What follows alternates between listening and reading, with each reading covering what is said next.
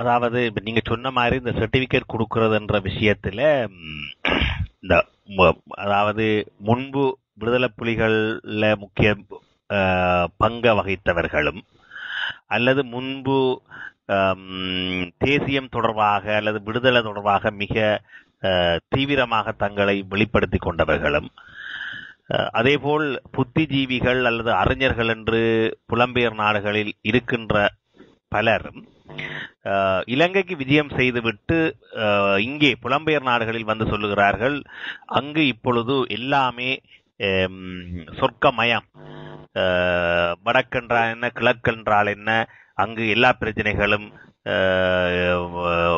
தீர்ந்து கொண்டு வருகிறது, மக்கள் சந்தோஷமாக வாழுகிறார்கள், கொழும்பிலிருந்து யாழ்ப்பாணத்துக்கு கொழும்பில் ஏறினா யாழ்ப்பாணத்தில் குறுகிய நேரத்திலே போய் இறங்கி விடலாம், எந்த பிரச்சனையும் இல்லை, யாழ்ப்பாணத்தில் வங்கிகள், சுற்றுலா விடுதிகள், கொண்டாட்டங்கள் என்றெல்லாம் நடைபெறுகின்றது.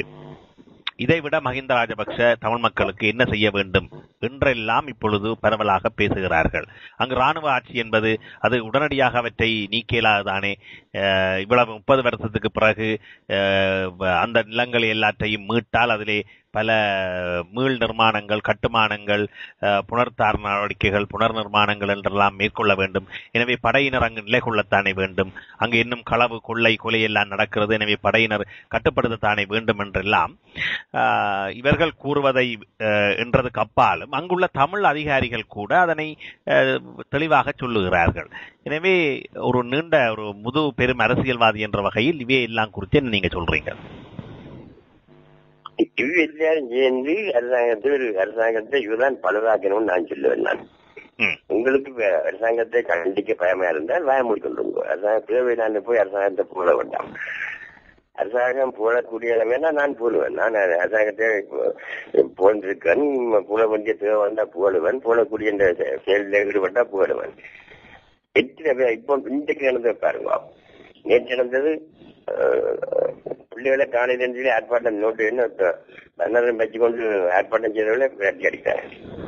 இன்றைக்கு பேப்பர்ல வந்துருக்கு அங்க அரசாங்கம் சென்சஸ், அதாவது புரிதல மதிப்பு எடுப்பு, இவரும் தனிப்பட்ட முறையில சில பதிவுகள் செய்கின்ற கேட்கல அந்த ஆட்சி வீதர் வழக்கு போட இன்றைக்கு ராணுவம் எடுக்கிறார். ராணுவத்தை என்னதுக்கு புரிதல மதிப்பு பகுதி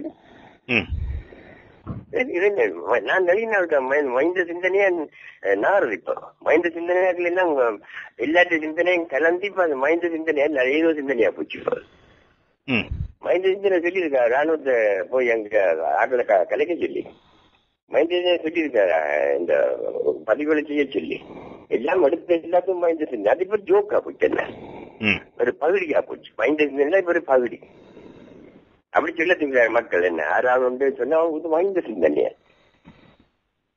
உள்ள நிலைமையை பார்க்கணும். திட்டம் முடிஞ்சா ரைட், திட்டம் முடிஞ்சா போது ராணுவம் என்ன வேலையா அங்க ராணுவம் செய்யணும். இந்த பிரதேசங்கள் கற்றவியல்கள் ஜிஏ இருக்கிற ஜிஏ ஒவ்வொரு மாவட்டத்திலும் ஜிஏ, ஒரு அடிஷனல் ஜிஏ, ஒரு ஏஜிஏ,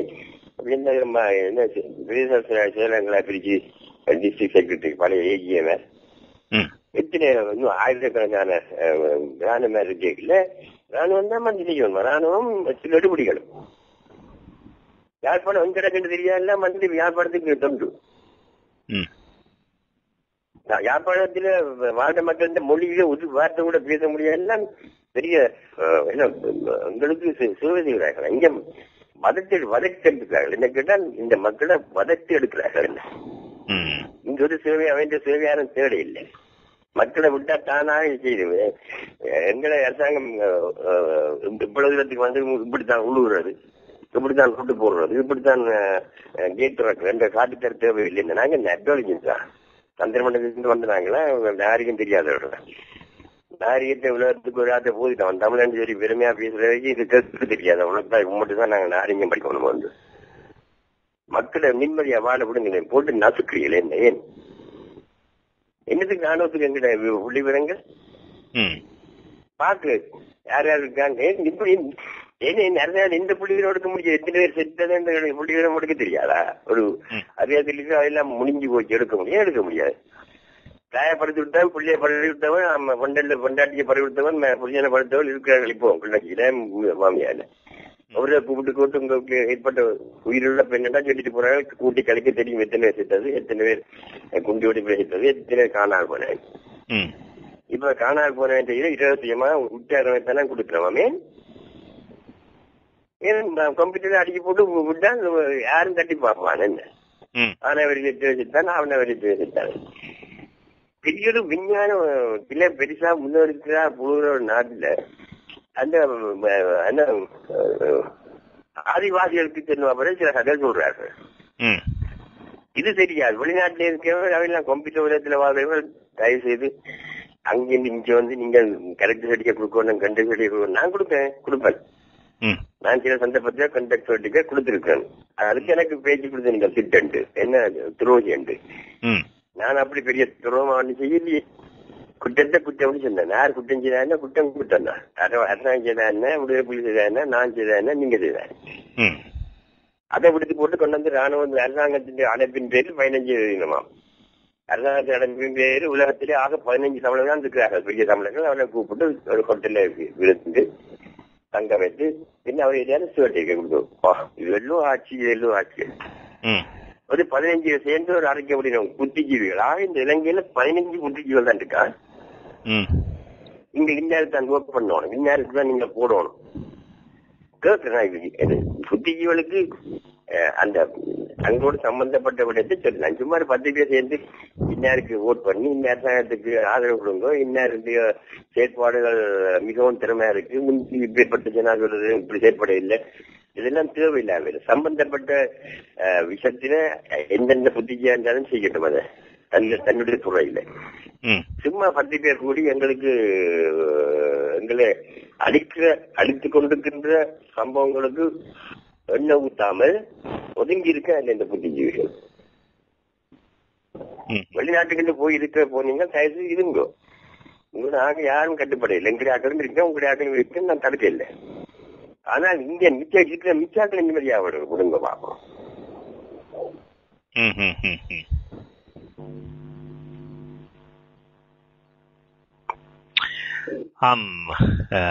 ஆனந்தகிரியா அவர்களே, அதாவது உண்மையான நிலைமைகளை மிக தெளிவாக சொல்லியிருக்கிறீர்கள்.